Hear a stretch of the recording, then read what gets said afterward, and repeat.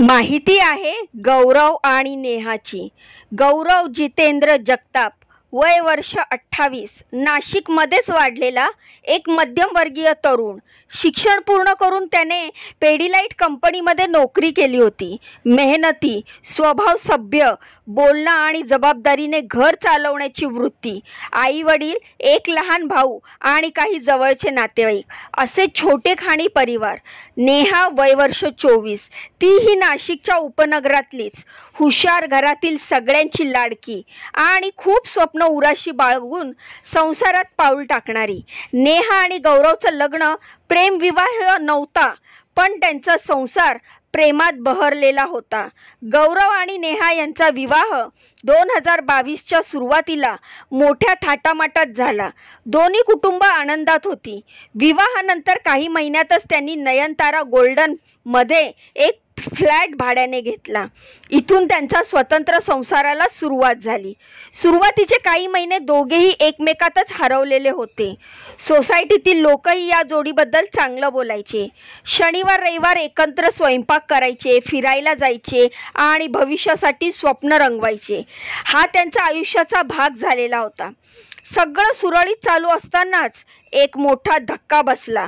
गौरवची नोकरी गेली। कोविड नंतरच्या मंदीमुळे कंपनीनं काही कर्मचाऱ्यांना कमी केलं आणि त्यात गौरवचाही समावेश होता।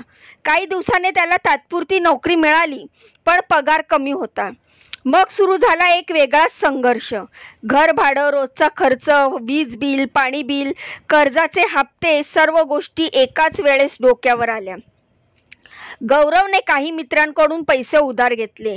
नेहानेही काही नातेवाईकांकडून मदत मागितली, पण या गोष्टी तात्पुरत्या होत्या। कर्ज फेडायचं ताण वाढतच गेला। एकेकाळी आनंदाने भरलेलं घर आता शांत झालं। नेहाचं बोलणं कमी झालं।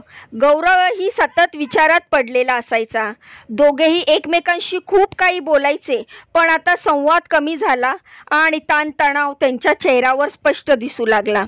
नेहा कधी कधी आईला फोन करत असे। बोलण्यात ती खूप काही सगळं लपवत होती, पण एकदा तिने हळूच म्हटलं होतं, सगळं नीट चाललंय ग, पण थोडा आर्थिक त्रास होतोय। तिच्या आईने तिचं मन समजून घेतलं, पण नेहाने कधीही स्पष्ट काही सांगितलेलं नाही। रविवार 18 डिसेंबर 2022, सामान्य दिवस। दोघेही घरीच होते। कोणताही आवाज ना कोणतीही कुरबुर। संध्याकाळी नेहाची मावशी नेहाला फोन करत होती, पण प्रतिसाद मिळत नव्हता। काही वेळाने तिने गौरवलाही कॉल केला, तरीही फोन बंद। तिच्या मनात शंकेची पाल चुकचुकली। मग तिने गौरवच्या लहान भावाला यशला त्याच्या घरी पाठवलं। यश पोहोचला, पण दरवाजा बंद। बेल वाजवली तरी आवाज नाही, प्रतिसाद नाही। शेवटी शेजाऱ्यांच्या मदतीने दरवाजा तोडण्यात आला। त्या क्षणी दिसलेलं दृश्य हृदय हेलावून टाकणारं होतं। गौरव आणि नेहा दोघांनी छताच्या हुकाला गळफास लावला होता आणि खोलीत मृतशांती पसरली होती। कोणती चिठ्ठी नजरेस पडली नाही। इंदिरानगर पोलीस स्टेशनला याची माहिती देण्यात आली। पोलिसांनी तात्काळ घटनास्थळी धाव घेतली।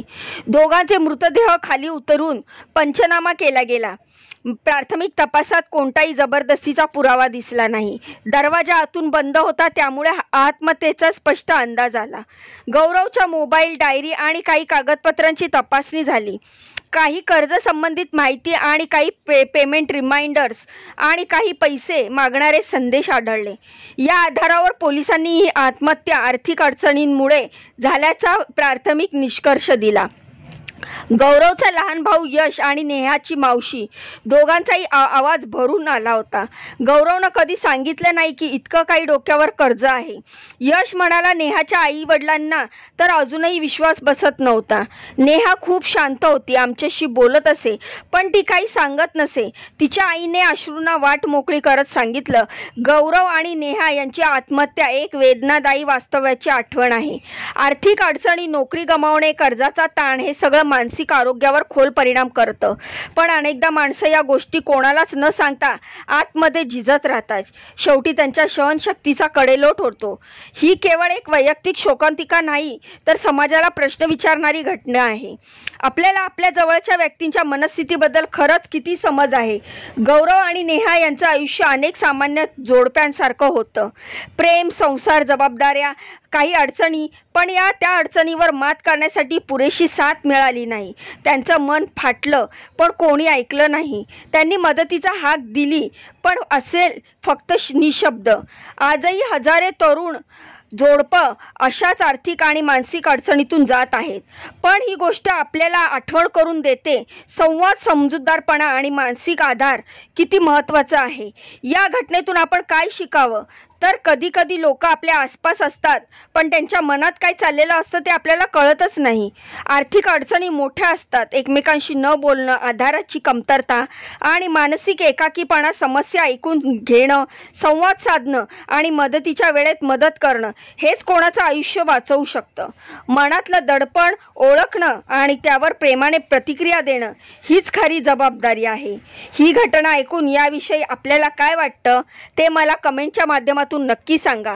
या घटनेविषयी आपल्या काय प्रतिक्रिया आहेत त्या देखील मला कमेंट करून सांगा. ह्या ज्या आता माहिती अशा अनेक समोर येत आहेत त्याबद्दल तुमचे काय म्हणणे आहे ते देखील मला सांगा. तर या माहितीबद्दलच्या प्रतिक्रिया द्या. जाण्याआधी व्हिडिओला लाईक करा, चॅनलला सबस्क्राईब करा आणि बाजूचं बेल आयकन नक्की दाबा, जेणेकरून मी माझ्या चॅनलवर जे जे नवीन अपडेट्स टाकत असते त्याचे नोटिफिकेशन तुम्हाला मिळेल आणि एकही व्हिडिओ तुमच्यापासून स्किप होणार नाही. तर जाण्याआधी आठवणीने व्हिडिओला लाईक करा, चॅनलला सबस्क्राईब करा. तुमच्या या बहिणीला पुढे जाण्याचा एक चान्स नक्कीच द्या. तर भेटूया पुढच्या माहितीमध्ये अशीच महत्त्वपूर्ण आणि दमदार अपडेट घेऊन. तोपर्यंत स्वतःची काळजी घ्या. बाय आणि नमस्कार.